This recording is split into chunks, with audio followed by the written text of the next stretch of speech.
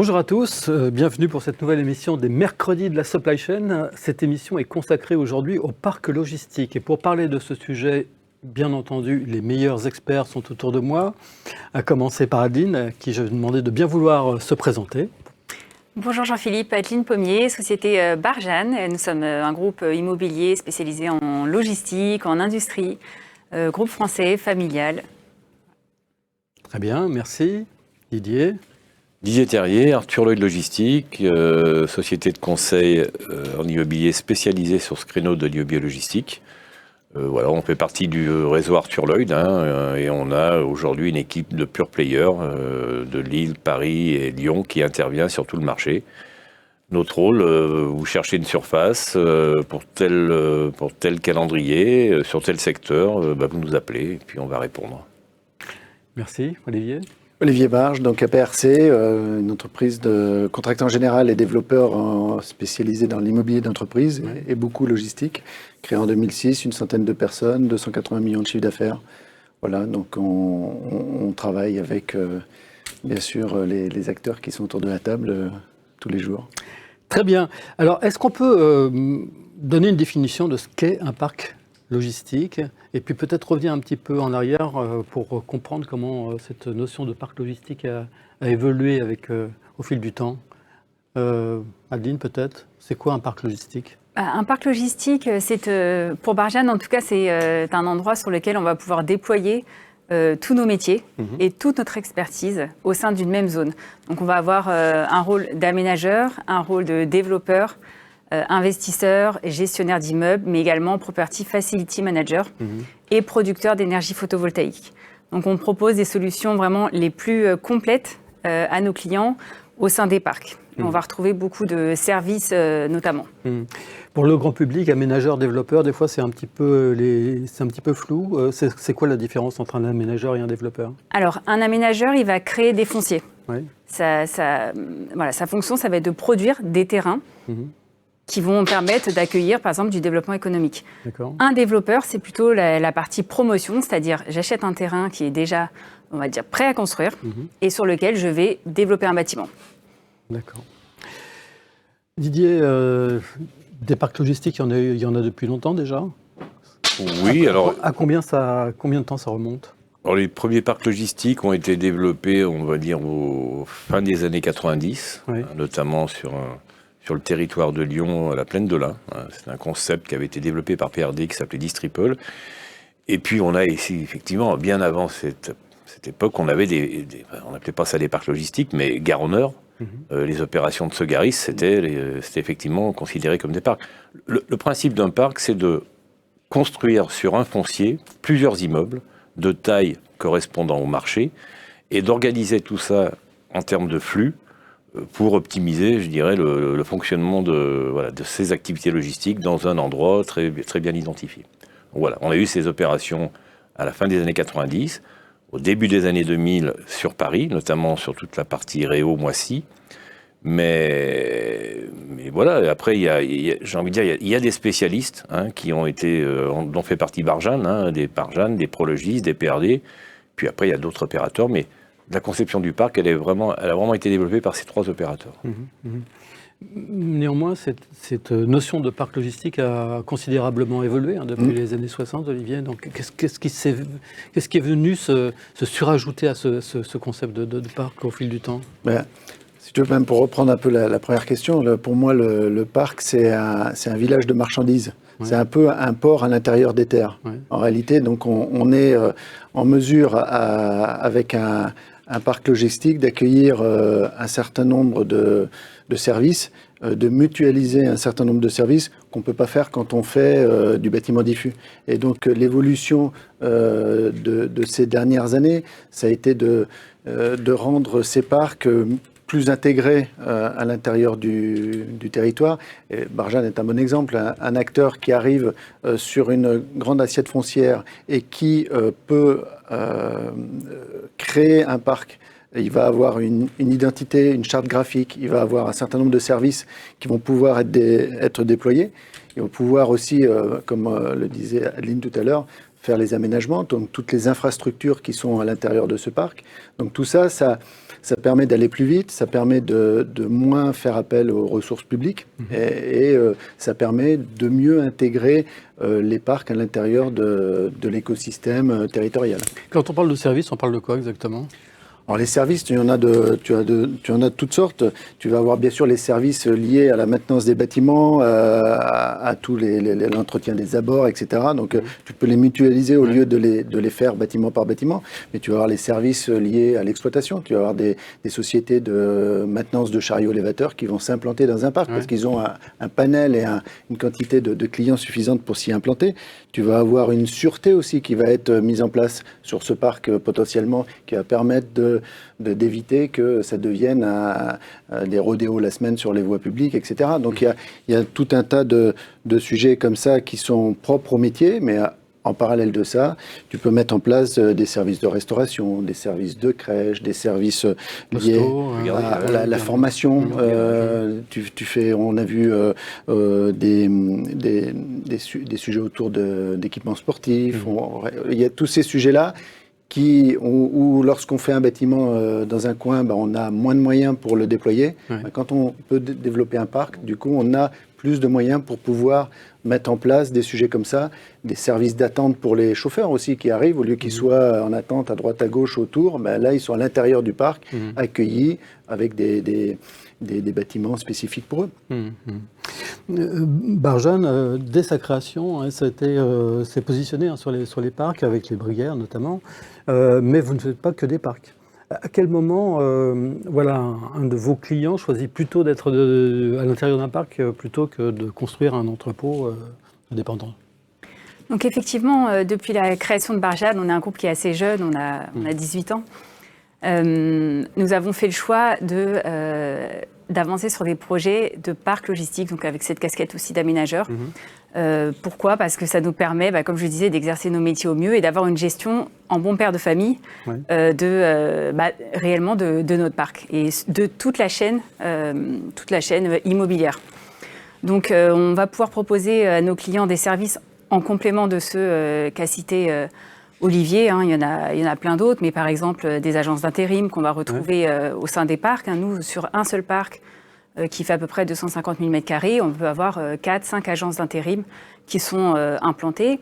On a bien sûr des parkings PL qui sont mutualisés entre les entreprises, mais on va avoir par exemple des infrastructures ferroviaires avec un terminal fer qui va permettre d'apporter aussi de la multimodalité à nos clients. On a d'ailleurs accueilli notre premier train très récemment au parc des Briguères. Oui, tout à fait, aux Arcs-sur-Argent.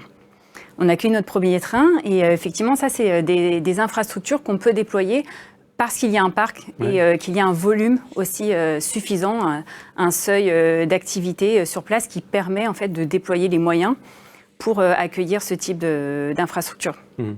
Mais c'est vrai que le parc avait été embranché fer dès sa conception. Oui. Et effectivement, on voyait pas de train jusqu'à présent. Voilà. C'est quoi ce train ? C'est un train qui est pour qui ? Pourquoi il va où ? C'est un train pour le groupe Saint-Gobain, qui a fait venir des marchandises du nord-est de la France. Des grosses marchandises pour les VRD, des réseaux, qui ont été transportées sur plusieurs jours en train entre le nord-est et le sud-est de la France. Et on était très heureux d'accueillir ce premier train et on espère que c'est d'ailleurs le premier d'une série. Mais on le pense. Parce que l'une des vocations du parc, finalement, c'est aussi la mutualisation, la massification des volumes pour justement favoriser le multimodal. Exactement. C'est vraiment le fait d'avoir une densité de ces activités logistiques au même endroit. Ça permet de venir capter des activités comme par exemple le ferroviaire. Mais on remarque qu'on a aussi beaucoup d'interactivité entre les entreprises du parc. Par exemple, des expressistes qui vont pouvoir travailler directement avec des clients sur place qui sont sur le parc, des chargeurs, des industriels. Donc on se rend compte qu'il y a une vraie... Pour reprendre l'exemple des Briguères, qui cohabitent là, dans ce parc, par exemple ? Alors nous avons des entreprises industrielles, comme par exemple Thales. Nous avons des sociétés de la grande distribution plutôt alimentaire. On a Lidl, on a également Carrefour. Nous avons des transporteurs comme GLS, Daxer. Et puis, on a par exemple La Poste. Alors, La Poste, on les a sur deux formats, une plateforme colis, une plateforme également courrier, et puis on a même un carré pro. La Poste, donc toute petite agence. Donc voilà, ça nous permet d'accueillir les clients, même sur leurs différents métiers. Didier, c'est quoi les avantages ou les inconvénients de s'implanter à l'intérieur d'un parc ? Moi, j'y vois beaucoup d'avantages. Aujourd'hui, quand on parle de RSE dans les entreprises, le parc peut amener, je dirais, ses services en les mutualisant.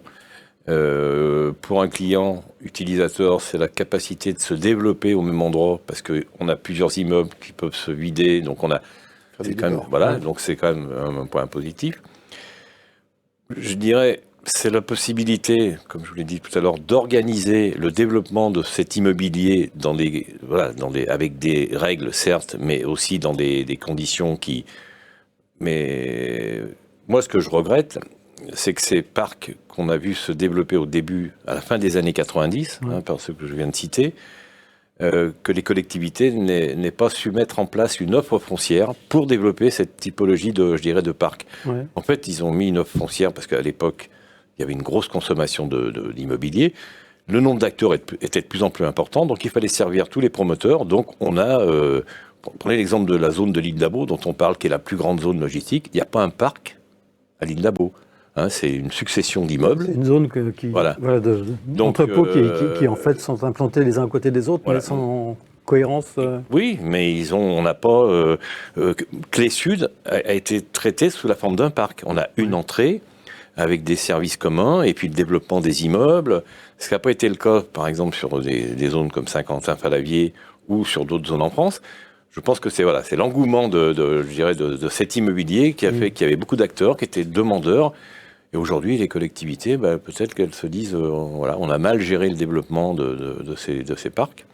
Donc voilà. Et après, il y a un inconvénient pour les utilisateurs, c'est que quand vous êtes dans un parc, s'il y a une grève, vous êtes concerné, parce que le parc est bloqué.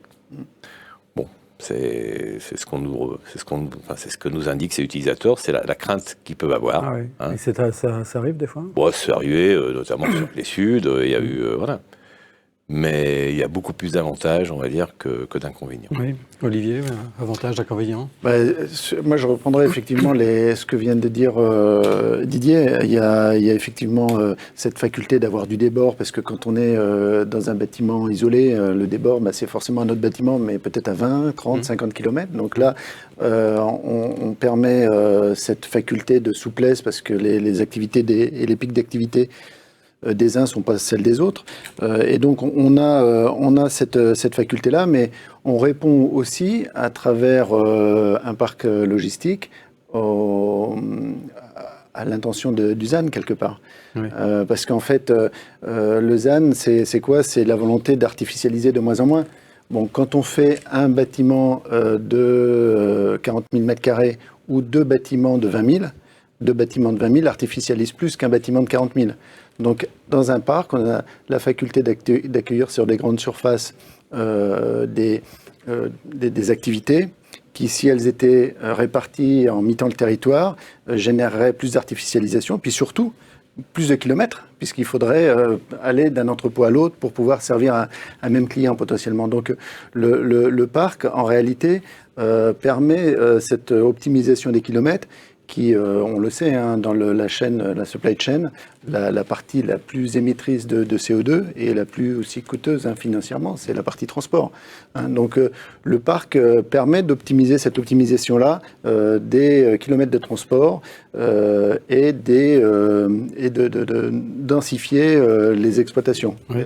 Et de favoriser, comme on vient de dire, le multimodal quand c'est possible. Oui. Et puis aussi peut-être d'encourager l'implantation d'un bassin d'emploi, par exemple, aussi, parce que Là, l'emploi, c'est très intéressant parce qu'en fait, on va, au lieu d'avoir un client avec une activité, donc une typologie de personnel, on va avoir peut-être 5, 6, 7, 8 bâtiments avec des activités différentes. Certains vont avoir une activité très liée à des préparateurs de commandes, d'autres avec de la robotisation, d'autres avec des caristes. Enfin, et on va avoir donc une variété d'emplois, alors une densité d'emplois très forte, mais une variété d'emplois aussi très importante.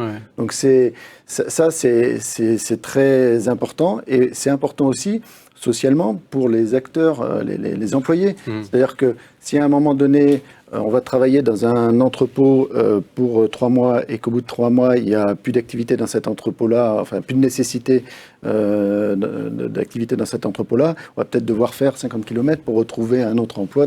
Là, sur un même parc, il y a possibilité, peut-être sur cet entrepôt-là, de travailler 3 mois. Et puis finalement, la saisonnalité de l'entrepôt B n'est pas la même que celle de l'entrepôt A. Et donc, on va travailler sur l'entrepôt B les 6 mois suivants. Donc, c'est aussi une capacité que travailler en présente, synergie voilà, des entreprises.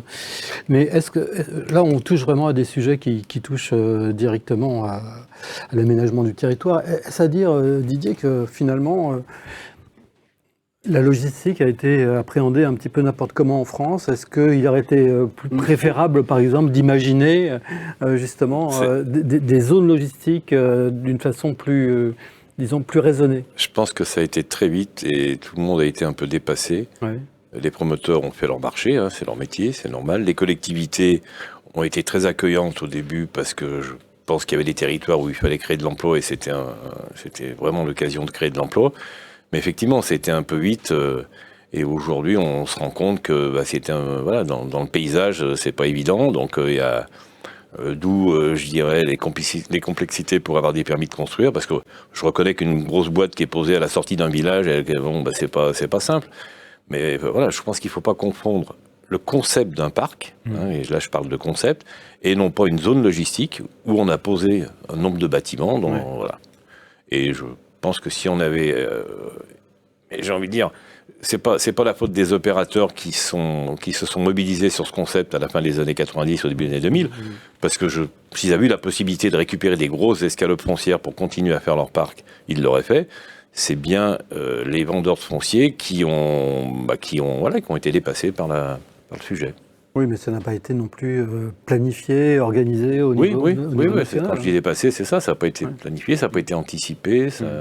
Il manque vraiment cette planification au niveau national. Pour reprendre l'exemple italien qui est pas parfait, hein, qui a aussi ses forces et ses faiblesses. Ils ont 26 interportos. C'est donc des zones où ils accueillent 20, 30 clients différents, 20, 30 exploitants différents. Ouais. Et toutes connectées au fer, puisque c'est une des obligations qu'ils ont. Et ils ont structuré leur distribution autour de ça. Alors, et effectivement, sur le territoire français, il nous manque cette volonté, ce ministre de la logistique qu'on ne verra jamais, qui pourrait s'armer de ce sujet-là, enfin s'occuper de ce sujet-là pour faire en sorte que on ne le subisse pas, mais au contraire qu'on l'accompagne. Quand on parle de réindustrialisation de la France, ben oui, il le faut, mais ça ne se fera pas sans logistique. Sans logistique, bien Donc permettre la réalisation, la création de parcs logistiques importants, proches des grandes métropoles, sur les flux de distribution, c'est la meilleure réponse à une distribution efficiente pour l'économie, socialement et environnementalement. C'est la meilleure réponse qu'on puisse apporter. Je vous rappelle que vous pouvez poser vos questions dès maintenant et que nos intervenants se feront un plaisir d'y répondre à fur et à mesure. Quand on parle de parc logistique, est-ce que ça implique aussi la prise en compte de tout ce qui est contraintes environnementales? Oui.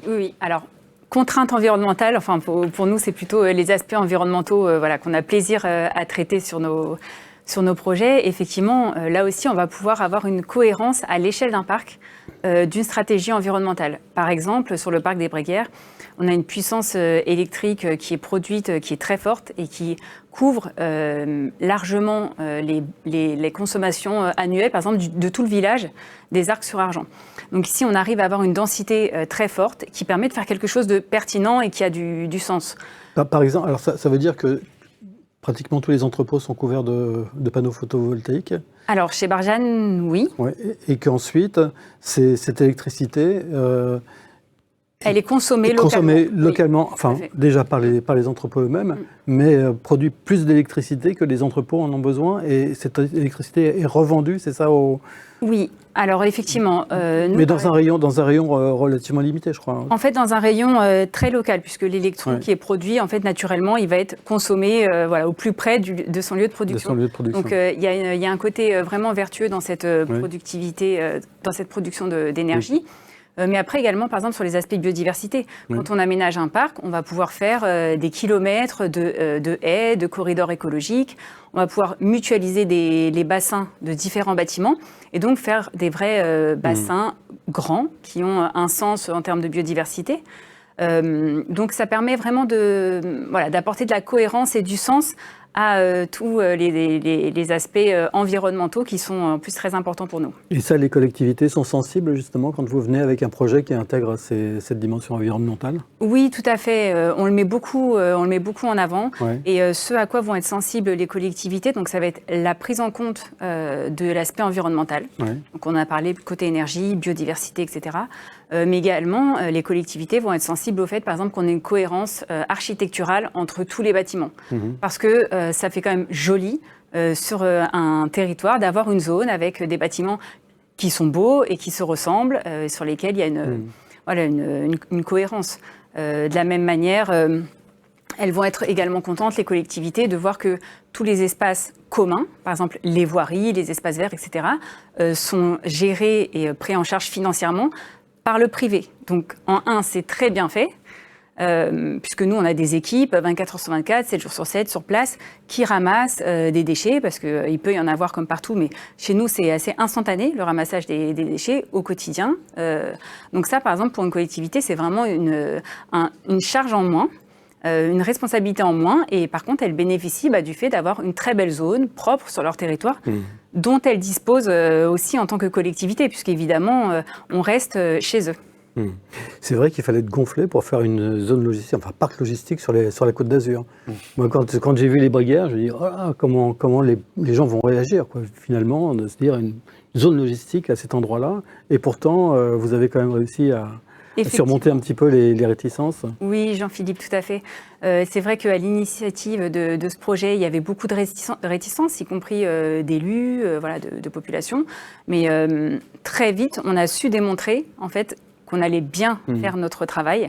La localisation, c'est très important. Il ne faut surtout pas mettre, par exemple, un parc logistique dans un endroit où il faudrait traverser des villages, être à proximité d'habitation. Ça, évidemment, c'est des choses à prendre en compte. Donc ici, on est directement connecté au réseau routier. Et finalement, la façon dont le parc a également été conçu par notre architecte Gébel Architecture a placé les bâtiments aussi de sorte qu'on n'a pas cet effet de masse. Donc les bâtiments sont perpendiculaires à la voie principale. Et du coup, on a vraiment très bien travaillé les pignons des bâtiments. Il y a un rétroéclairage de nuit. Voilà, c'est très joli. Et on ne voit pas toutes ces façades de quai, alors que pourtant, on est sur plus de 65 hectares. Didier, quand on sait que la logistique n'a pas forcément de bonne presse auprès des collectivités et des populations, quand on sait qu'un entrepôt va s'implanter. Est-ce que le fait que ce soit un parc logistique justement qui intègre ces paramètres environnementaux est plus accepté ou plus acceptable par ces populations? Malheureusement, on n'a pas beaucoup de cas aujourd'hui concrets où on a effectivement un opérateur qui se positionne sur un foncier suffisamment grand pour développer ce parc. Donc on n'a pas d'exemple. Mais au début, oui, je trouvais qu'il y avait... C'était une belle présentation du développement de ce métier en intégrant le concept du parc. Aujourd'hui, j'ai envie de dire parc ou pas parc, ils sont avant tout réticents et puis après on commence à discuter. Mais je pense que ça serait plus simple si, de nouveau, Mais ça dépend d'eux, en fait. Oui. Il faut mettre des escalopes foncières sur le marché suffisamment grandes pour pouvoir retravailler ce concept de parc. Qui, en fait, Gare au Nord, c'est un parc logistique, ça date des années 60. On n'a rien réinventé. Comme quand on parle de logistique urbaine à étage, à Paris, le Pantin. Donc, voilà, c'est des schémas qui restent d'actualité, encore plus aujourd'hui peut-être qu'hier. Mais ça passe par une volonté de tous les acteurs, et notamment de ceux qui vendent le foncier. D'autres, on a beaucoup cité Barjane, d'autres sociétés ont intégré aussi cette notion environnementale. Je pense à Gazlet, Prologis aussi. Oui, quand j'étais effectivement avec ma casquette précédente, on a beaucoup travaillé sur des parcs effectivement au sud de la région parisienne. Et effectivement, sur un parc, on a les moyens de faire des démarches environnementales fortes, celles que Adeline a citées. On met aussi autour de la biodiversité, tout ce qui est production de miel, tout ce qui est contrôle de la qualité de l'environnement grâce à des analyses du pollen. On peut faire la filtration des eaux pluviales à l'intérieur des parcelles pour éviter de déplacer les eaux vers l'extérieur. Tous ces sujets-là sont plus faciles à appréhender sur un parc parce qu'on a des moyens qu'on peut mutualiser pour mettre sur ces investissements-là qui sont des investissements lourds. Donc il faut avoir ça en tête et je rejoindrai Didier sur la perception de la logistique. Effectivement, elle n'évolue pas dans le bon sens et on a tendance même à entendre de plus en plus une volonté de, au contraire, limiter la taille des implantations logistiques qui, en réalité, c'est peut-être difficile à expliquer, mais c'est le contraire qu'il faudrait faire pour protéger l'environnement. En réalité, pour massifier et limiter les kilomètres parcourus par les camions, quoi. Exactement, c'est la meilleure solution. Donc, le parc, je trouve, comme l'a très justement dit Adeline, permet d'avoir une charte graphique, une intégration, une exigence plus importante que si on laisse faire des opérateurs les uns à côté des autres, qui ont probablement aussi souvent des moyens qui ne sont pas les mêmes. Donc on va avoir certains opérateurs qui vont avoir de gros moyens, qui vont faire un beau bâtiment, puis d'autres qui vont avoir des moyens moins importants et qui vont faire des choses plus rustiques. Mais voilà, c'est l'avantage effectivement d'un parc, on le voit derrière nous, on a une charte graphique avec des espaces verts, des intégrations une ligne architecturale travaillée pour qu'elle soit moins impactante et mieux acceptée. Si je peux me permettre, s'il y avait effectivement une collaboration entre les collectivités et les acteurs de l'immeuble logistique et des utilisateurs, parce qu'il ne faut pas oublier les utilisateurs, puisque c'est eux quand même. S'il y avait une collaboration à travers... on a décidé que c'était aujourd'hui la logistique, elle se développerait qu'à travers des parcs. Ça veut dire qu'on fait des règles du jeu, ça veut dire qu'on a une collaboration qui est constructive, qu'on intègre toutes les nouveautés demandées par les uns comme par les autres. Je veux dire, ça a vraiment du sens de dire, la logistique, ça se développe maintenant, c'est organisé comme ça. Bon, on n'en est pas là.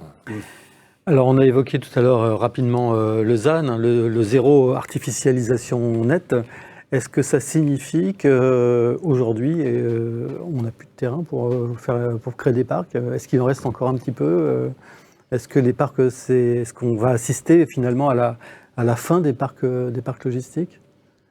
Alors, pour créer des parcs logistiques, il faut beaucoup de temps. Oui. Par exemple, les parcs qu'on développe, nous, Barjane, c'est des parcs sur lesquels on travaille pendant 10, 15 ans. Même certains depuis la Les aiguilles, 15 ans, c'est ça. Barjane, les aiguilles, on y est toujours. On a sorti 2 beaux bâtiments pour Action et Décathlon, d'ailleurs, qui n'ont pu se faire à cet endroit-là que parce qu'on était dans un parc et que la métropole de Marseille a bien fléché, identifié cette zone comme pouvant accueillir de la logistique. Donc ici, on a vraiment un souhait de tous les élus d'amener la logistique à cet endroit-là. C'est ce qui permet d'implanter ces entreprises-là, par exemple. Donc à terme, effectivement, créer des parcs...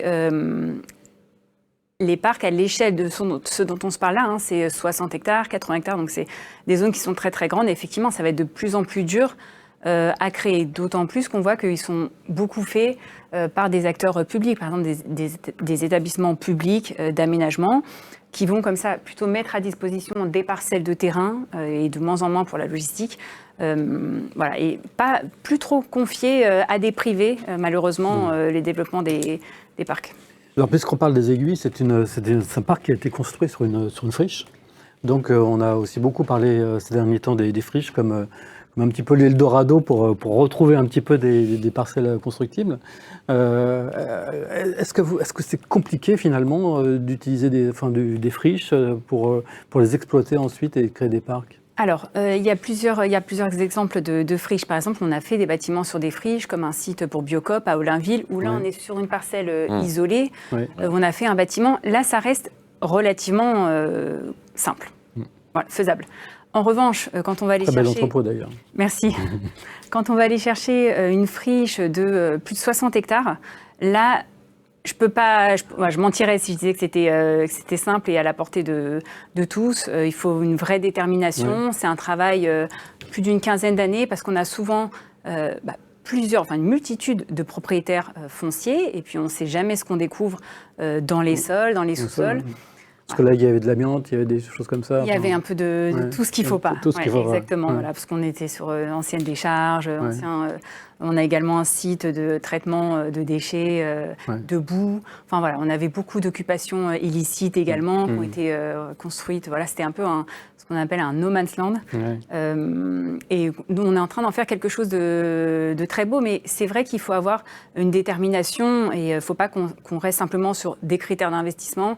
Je coche les cases, est-ce que c'est intéressant ou pas? Parce qu'en fait, sinon, on ne le fait pas. Donc pour le faire, il faut avoir autre chose, il faut avoir des valeurs qui sont portées par un groupe avec des intérêts qui vont sur le très très long terme, multigénérationnel, etc., pour trouver le sens et la force de sortir ce genre de zone. Donc aujourd'hui, sur les aiguilles, donc on a Action, là, qu'on voit derrière moi. Là. Oui, tout à fait. Décathlon. On a un site d'Action qui fait 60 000 m², sur lequel il y a une forte densité, puisqu'on a une mezzanine sur toute la longueur du bâtiment. Donc, quelque part, on est quand même sur de l'étage en partie. Et puis, on a ce site de Décathlon, qui est un site qu'on travaille avec Décathlon depuis plus de 7 ans. Donc, Décathlon a aussi été patient et a vu l'intérêt de s'implanter sur cette zone et a été patient et nous accompagner aussi tout le long du processus. Donc, ce sont 2 très belles enseignes qui sont aujourd'hui le début de ce parc. C'était très important pour nous de sortir ces 2 premiers bâtiments et on a encore d'autres parcelles qui vont sortir dans les mois et années à venir. Il y a par contre des friches, il n'y en a pas partout, il y en a de moins en moins. Je veux dire, pour moi, ce n'est pas les friches industrielles qui vont nous permettre de développer des parcs. Quand on parle de parc, on dit l'objectif c'est de construire plusieurs bâtiments et de proposer plusieurs tailles. Donc un parc, l'idéal c'est 300 000 m². Donc des friches de 70 hectares en France, je ne suis pas persuadé qu'il y en ait beaucoup. Donc on ne répond pas à la question à travers ces friches. Mais Lausanne, on est tous un peu perturbés parce qu'on sait qu'on a un parc logistique vieillissant qu'il va falloir redévelopper pour répondre aux demandes de nos clients utilisateurs. Donc si on n'a pas de foncier, c'est d'où l'inquiétude, je dirais, et des utilisateurs, parce que ils ont envie de sortir de leurs vieux immeubles, mais il faut qu'on puisse être en capacité de leur offrir des nouveaux immeubles. Mais non, Lausanne est un problème. Vous savez, quand on dit sans logistique, le monde ne tourne pas, c'est quand même fort comme propos. Bon, il va peut-être falloir qu'un jour ils prennent les choses en main. On l'a vu au moment du Covid. Si la logistique s'était arrêtée, on aurait été mal. On ferme les entrepôts 3 jours, la France s'arrête, ça c'est sûr. Les friches, ça reste une très belle solution quand c'est possible, quand c'est pertinent. Mais on a fait, avec ma casquette d'administrateur à Philogle, on a fait un peu les études sur les 22 700 friches recensées par l'État. Donc quand on enlève toutes celles qui sont trop petites, parce qu'on ne va pas faire un entrepôt sur des micro-surfaces, parce que ça n'a pas de sens, et puis ça mite le territoire, et ça multiplie les kilomètres parcourus, donc il faut plutôt faire des bases importantes. Et qu'on enlève les différentes zones où la logistique n'est pas acceptée, on passe de 22 700 à moins de 80. Ouais. Donc, et alors donc là, si on parle d'un parc où on dit qu'il faut 60 hectares, donc là, à mon avis, on parle de 2-3 sujets, quoi. Donc, c'est une très fortement bien positionné par rapport au territoire. Parce qu'en réalité, si on va faire au milieu de nulle part, on a une très belle implantation à reconvertir, et qu'il faut faire 2 millions de kilomètres en plus pour y aller. C'est quoi l'intérêt? Il faut peser le pour et le contre. Bien sûr. Hervé me fait signe désespérément à la régie pour me dire qu'il y a plein de questions qui arrivent. Donc Hervé, bonjour. Bonjour Jean-Philippe, bonjour à tous. On voit souvent ou historiquement des grandes entreprises qui s'implantent dans des parcs, entrepôts de 20 000 m² et plus. Qu'est-ce qui est ou n'est pas rendu possible pour des acteurs aux besoins plus modestes? Raisonnement par cellule et non par entrepôt, ou est-ce qu'il y a d'autres raisons?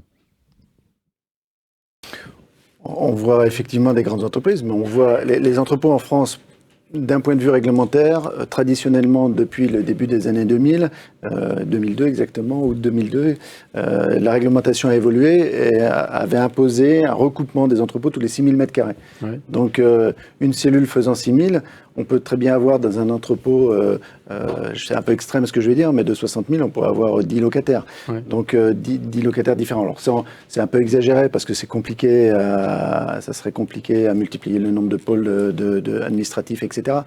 Mais dans les parcs logistiques, il y a des bâtiments multilocataires. Hein, c'est pas... Aujourd'hui, les promoteurs ont su adapter leurs immeubles. Donc ces immeubles sont divisibles. Après, effectivement, dans un immeuble de grande taille, on n'a pas souvent la possibilité d'offrir 6 000 m². Mais en même temps, j'ai envie de vous dire, celui qui cherche 6 000 m², il n'est pas forcément intéressé d'être dans un parc logistique à 40 km de Paris. C'est plutôt une demande qui va se situer plus proche de Paris, plutôt sur un bâtiment indépendant. Maintenant, des cellules de 6 000 pour des développements d'utilisateurs déjà sur place, il y a des solutions. Les immeubles sont divisibles. Ils ont été conçus pour être divisibles. Et parfois, comme le disait Adeline tout à l'heure, on voit des acteurs qui ont, comme la Poste par exemple, qui vont faire une messagerie. Ils ne vont pas avoir besoin d'un bâtiment de 70 000 m², mais leur bâtiment de 15 000, 20 000 m² va avoir une pertinence formidable pour le parc. Parce qu'en fait, les acteurs qui sont dans ce parc-là, ils ont un cut, commande passée avant telle heure, peut être livré le lendemain. Ouais. Bon, le cut, au lieu d'être à 11h du matin, il va être à 19h. Ouais. Et donc, ils vont avoir un service, une qualité de service qui va être améliorée de par cette capacité d'accueillir au sein d'un même parc des acteurs différents, avec des tailles différentes pour ces activités. Oui, sur ce sujet, effectivement, je peux comprendre les questions qui nous sont posées parce qu'on a besoin quand même, pour lancer un parc, c'est vrai, il faut se dire, de certaines locomotives. C'est-à-dire qu'il nous faut quand même des belles signatures, on va dire, sur des grands bâtiments pour aussi lancer les parcs. Mais si je reprends l'exemple du parc des Bréguières, on a des sites qui sont très grands et utilisés par, on appelle ça monolocataire, donc par un seul utilisateur.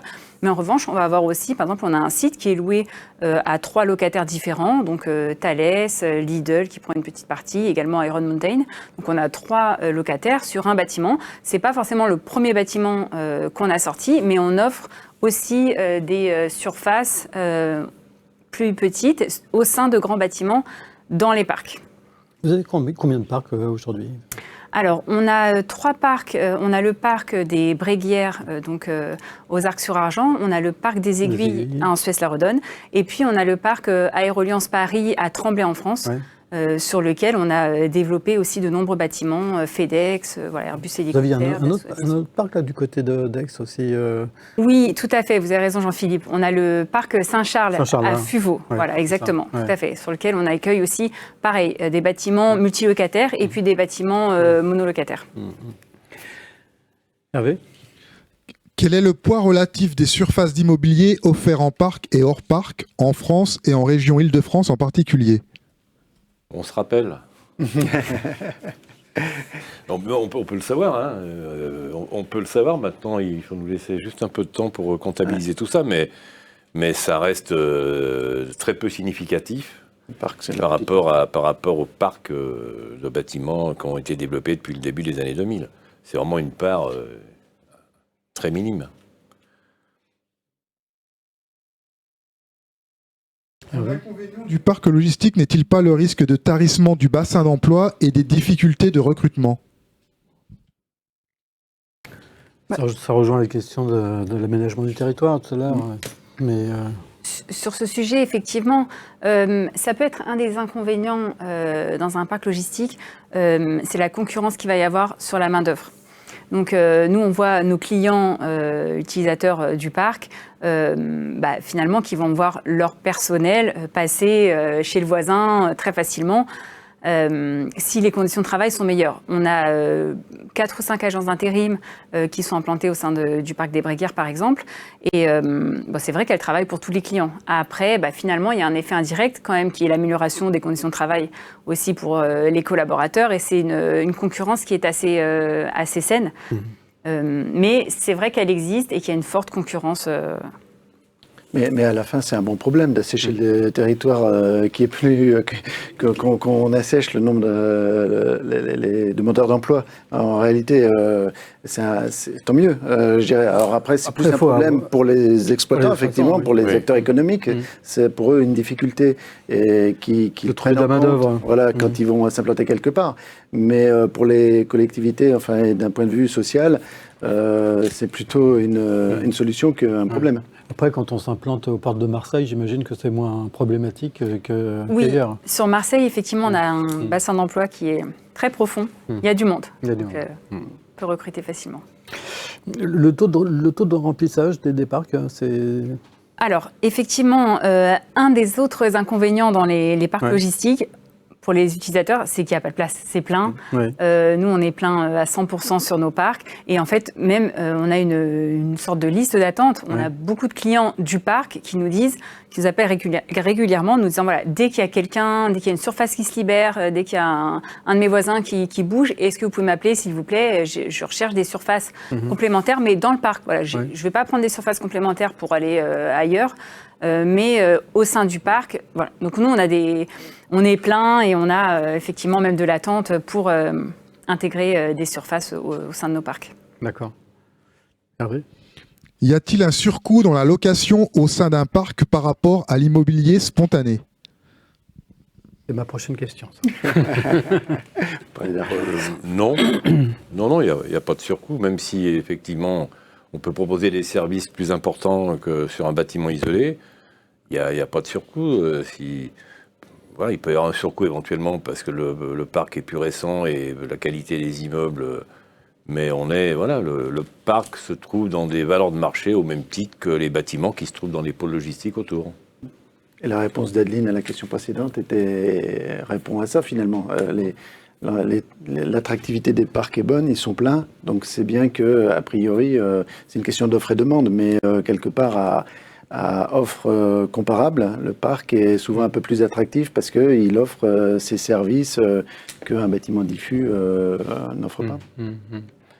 Est-ce qu'il y a plusieurs niveaux de service ? Est-ce qu'il y a des parcs 3 étoiles, 4 étoiles, 5 étoiles ? Est-ce qu'il y a Au fur et à mesure du temps, les services s'étoffent. Donc c'est sûr que le parc qui a 20 ans, il a peut-être moins de services que le parc qui a été construit il y a 5 ans. Mais oui, après un parc, il évoluera plus facilement qu'un ensemble de bâtiments diffus. Parce qu'il y a certains acteurs qui vont avoir les moyens de le faire évoluer, puis d'autres qui ne l'auront pas. Alors qu'un acteur gestionnaire d'un parc qui gère l'ensemble de 10 bâtiments, pour des raisons économiques aussi, il a intérêt à ce qu'il reste attractif. Donc du coup, il va le faire évoluer, pas que d'un point de vue réglementaire, mais d'un point de vue architectural, d'un point de vue performance énergétique, etc. Justement, ces parcs des années 60, est-ce qu'ils vont être rénovés ? Enfin, est-ce qu'ils sont en cours de rénovation ? Oui, il y en a qui... Enfin, je veux dire, Gare au Nord, ils ont rasé des immeubles, ils en ont redéveloppé des nouveaux. Donc oui, au même titre que Rungis chez Sogaris. Donc il y a effectivement un renouveau des immeubles sur ces... Ça va s'accélérer, ça, avec le ZAN ? Cette nécessité d'utiliser justement ces... Oui, ce que font ces propriétaires, que ce soit Gare au Nord ou Rungis, aujourd'hui ils ont des locataires qui veulent rester là, et pour rester là il faut leur donner un immeuble digne de ce nom. Donc on rase ce qui est vieux et on redéveloppe à la place un immeuble qui correspond aux critères. Donc là on voit bien que quand ils sont installés dans un parc, effectivement ils veulent y rester. Mais après, pour moi, le parc, c'est quand même la possibilité pour réunir des utilisateurs, des constructeurs, promoteurs, investisseurs et la collectivité pour dire, voilà, nous on veut ça, vous voulez ça, et eux ils attendent ça. C'est vraiment l'outil qui aurait pu permettre d'organiser quelque chose qui convenait à tout le monde. Et c'était pour moi très constructif. Bon, peut-être que ça se fera demain, mais ça s'est fait un petit peu au début, mais plutôt entre les utilisateurs et les promoteurs. Les collectivités, elles se contentaient de vendre du foncier. Aujourd'hui, elles sont exigeantes. Et ben, si elles sont exigeantes, il faut qu'elles organisent tout ça et non pas se contenter de dire non à tout, comme c'est un peu le cas en ce moment. On le voit d'ailleurs autour d'Orly, là, autour de Rungis, il y a une sorte de grand parc industriel finalement, sauf qu'il est multi-propriétaire. Et donc on se retrouve avec quelque chose de très hétérogène et la difficulté de le redévelopper. Parce que pour le redévelopper et répondre aux besoins d'aujourd'hui, il faudrait racheter 3 ou 4 parcelles d'un coup pour arriver à faire quelque chose qui ait du sens, qui réponde aux besoins du marché, puis qui réponde à la réglementation d'aujourd'hui. Parce que ces vieux bâtiments créés dans les années 70, ils avaient leur pertinence à l'époque. Aujourd'hui, c'est des passoires thermiques, c'est des sujets qui sont en termes de réglementation souvent un peu obsolètes. Donc, c'est obligé, il y a de vraies opportunités, il faut prendre ça comme des opportunités de la redévelopper. Par contre, s'ils n'ont pas été faits dans un mode parc et qu'ils ont été faits en défus, c'est très compliqué parce qu'il faut réunir plusieurs propriétaires pour faire un objet qui ait du sens, quoi. Ouais. Hervé ? Y a-t-il une évolution dans l'approche des acteurs institutionnels? Quels sont les freins ou les moteurs? Les acteurs institutionnels, on parle des propriétaires investisseurs Je pense que ça doit être ça. Oui. Aujourd'hui, ils sont... je pense que vous pouvez répondre aussi. Les investisseurs, ils veulent des bâtiments excellents, avec la meilleure qualification. Donc tout le monde est dans l'optique de dire il faut améliorer la qualité de ces immeubles, intégrer tout le volet environnemental. Donc c'est positif d'avoir un discours comme ça de ceux qui achètent ces immeubles. Il est peut-être même plus soutenu que les utilisateurs, ce discours de cette volonté d'avoir des immeubles propres. Oui, après, il y a peut-être la notion de parc qui permet de répondre à des critères de volume d'investissement aussi, puisque un investisseur qui va acheter un parc logistique, tout de suite, comme ils aiment souvent faire, il va pouvoir investir sur un gros volume et faire une transaction faire d'une pierre deux coups. Et si ça se développe pas plus vite, c'est pas une volonté de ces investisseurs de pas aller là-dessus, c'est une faute de produits, faute de terrain, de foncier permettant de le faire. S'il y en avait, au contraire, l'appétence elle est plus forte que jamais pour faire ce genre d'outils. Je pense alors, ce n'était pas le cas de Barjane, parce que Barjane reste propriétaire de ses immeubles au même titre que Prologis, mais un PRD qui est un promoteur, quand il a développé ses distripoles, de mémoire, c'est un investisseur qui a acheté celui de Chalon, c'est un investisseur qui a acheté celui de Sénart. Bon, Lyon, il y en a peut-être 2. Mais ça veut bien dire que déjà à l'époque, il y avait des investisseurs qui étaient intéressés pour acheter de la masse et de la masse organisée. Donc demain, je pense que plutôt que d'acheter des portefeuilles comme ils le font avec des immeubles à droite à gauche pour avoir cette masse significative de montants à investir, si on leur proposait des parcs, je pense qu'ils seraient assez intéressés. Et il y a des projets de parcs en ce moment chez Barjane, chez Percé, vous travaillez sur ces sujets-là? Nous, on a effectivement un parc en projet. Il est toujours en projet, le parc des Aiguilles. On a sorti 2 bâtiments, mais on est loin d'être arrivé au bout. Donc, pour nous, c'est encore un projet d'actualité. Oui, d'accord. Quand on parle des Aiguilles, c'est un projet qui existe maintenant. Quand il sera terminé, parce que j'espère qu'il va se terminer un jour, on aura quand même parlé de 20 ans pour faire 4 bâtiments. On a un rythme quand même qui est affolant. 4 bâtiments pour arriver à sortir ce parc avec la qualité qui est proposée, mettre 20 ans, il ne faut pas qu'ils se découragent, les promoteurs, mais ça peut être... Oui, c'est vrai. Et les utilisateurs non plus, d'ailleurs. Oui. Ça va être, de toute façon, ça va pas s'améliorer en termes de délai, parce on regarde différents sujets, on n'a pas malheureusement des milliers, mais pour permettre de développer des parcs, c'est clair, et qu'on arrive sur des parcelles, quand bien même on soit d'accord avec le propriétaire de la parcelle pour l'acquérir, il faut la rendre constructible. Et donc la rendre constructible, aujourd'hui, c'est devenu long et incertain. C'est-à-dire qu'on ne sait pas, il va y avoir des zones humides, il va y avoir de la faune, de la flore, il va y avoir de l'archéologie. Et donc, derrière, on va devoir faire de la compensation. C'est un métier de demain, ça, la compensation. Donc, il faut... Et quand on a obtenu toutes les autorisations, il y a les recours. Et en plus, voilà, maintenant, avant, on était un peu épargné, et maintenant, on n'est plus du tout épargné, au contraire. Donc, c'est devenu très long et très incertain. Donc, il ne faut pas se décourager, il faut continuer de regarder ces sujets-là, bien sûr, parce que c'est vraiment pertinent. Mais oui, c'est très long. Quand on amène un utilisateur sur un projet en amont comme ça, mais on est incapable de lui donner une date dans laquelle il va pouvoir démarrer son activité. Aujourd'hui, si on est sur une opération où les permis sont obtenus, il va falloir encore les purger, mais en principe, on y arrive. Mais quand on part d'une feuille blanche, l'utilisateur, on ne peut pas lui dire vous serez dans votre immeuble dans 4 ans. Donc, c'est d'ailleurs aussi une difficulté parce que la collectivité, elle aime bien savoir qui va être l'utilisateur du bâtiment. Donc, et nous, on aimerait bien aussi le développer avec l'utilisateur final. Sauf que pour faire ça, il faut que l'utilisateur final, on le trouve, il a un besoin sur 6, 12, 18 mois max, quoi. Mais si on met 3 ans pour développer le sujet, on est obligé de le développer en blanc. Parce que l'utilisateur, il ne viendra pas 3 ans avant, quoi. Il va venir 6 mois, 18 mois max avant, quoi. Nous, on a des utilisateurs qui nous disent aujourd'hui, notre premier critère, c'est, bien évidemment qu'on veut être à un endroit assez précis, mais c'est quand est-ce qu'on est dans l'immeuble. Je ne veux pas dire que le loyer n'est plus un critère, il l'était de moins en moins parce qu'il y avait un contexte qui était très favorable, il va peut-être le redevenir demain parce qu'on a un contexte qui s'inverse, mais le premier critère, c'était quand est-ce que je peux être dans un immeuble. Et ça s'arrange pas malgré tout ce qu'a fait la Philog. Et il y a le quand et il y a quelle surface. C'est-à-dire qu'on voit des opérateurs aujourd'hui sur le marché qui ont développé des parcs il y a même plus de 10 ans et qui développaient 180 000 m² dans un parc bien fait, etc. Et qui aujourd'hui, au titre de éviter, réduire, compenser, se retrouvent avec la possibilité de développer 70 000, 80 000. Donc c'est devenu vraiment... donc on réduit les surfaces. Donc c'est les surfaces qui manquent parce qu'aujourd'hui, on disait tout à l'heure, on a un taux d'occupation proche de 97%. La demande, elle est là. La distribution, elle se fait comme elle peut. Donc si on ne la structure pas, comme le disait très justement Didier, eh ben, elle se fait moins bien que si elle est structurée. Hervé ?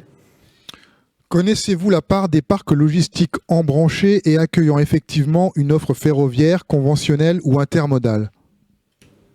Je peux dire juste un mot là-dessus. Dans ma vie précédente, j'étais dans une société qui avait 140 bâtiments en France. Il y en avait 55 qui étaient connectés au fer. Oui, et combien utilisaient le fer ? 0. Donc c'est des investissements lourds, hein. C'est pas par plaisir, etc. Donc c'est une vraie volonté de développer cette infrastructure.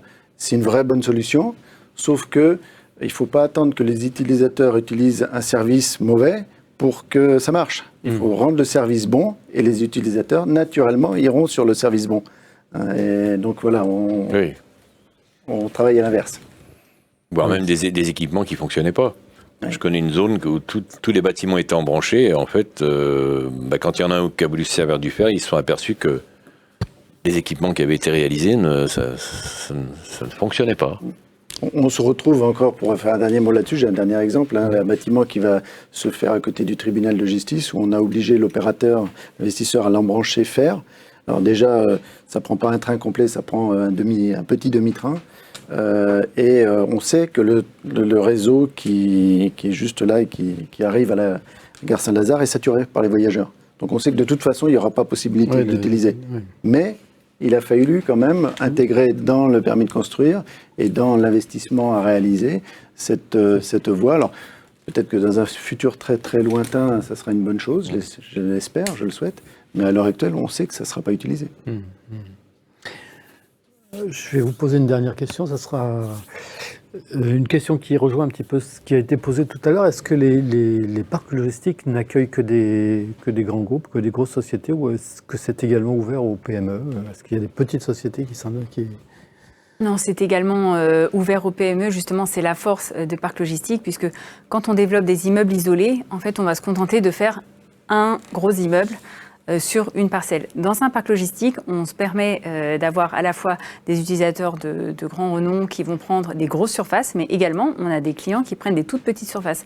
Par exemple, sur le parc des Bréguières, on loue des surfaces d'activité qui sont à partir de 400 mètres carrés, 800 mètres carrés exactement, à des entreprises locales. On travaille avec des transporteurs locaux. On a des transporteurs comme Mondial Relais, mais on a aussi des transporteurs plus petits qui ne travaillent que sur la Côte d'Azur, par exemple. On a des surfaces de bureaux aussi qui vont, on peut louer 40, 50 mètres carrés. Donc ça, on ne peut le faire que sur les parcs, d'offrir cette diversité de locaux et donc indirectement de clients. D'accord.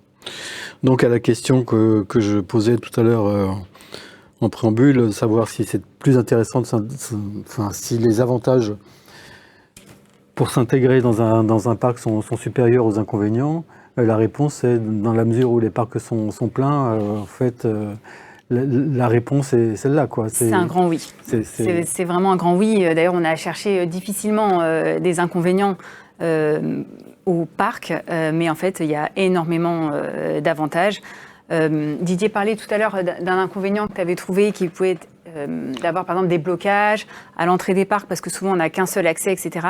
Mais quand on a un parc qui est vraiment une infrastructure pour le territoire et qui est bien compris comme tel par les autorités, on peut par contre, à contrario, bénéficier d'une protection en premier. C'est-à-dire que nous, on a été contactés par exemple par l'État pour, en cas de gilet jaune, en cas de Covid, pour venir sécuriser notre parc en priorité en cas de blocage, en cas de pillage, des choses comme ça. Ils nous ont demandé tous les plans de notre parc pour venir intervenir en priorité. Donc ça offre en fait plutôt une sécurité à nos clients utilisateurs par rapport à celui qui va avoir un bâtiment isolé où c'est pas ici que les forces de protection vont être déployées en premier. Très bien, merci. En espérant qu'on trouvera encore du foncier alors pour faire des parcs. Merci à tous les trois pour votre éclairage. Puis merci à vous pour avoir suivi ce débat. À très bientôt sur le plateau de Supply Chain Village pour une autre émission des mercredis de la Supply Chain.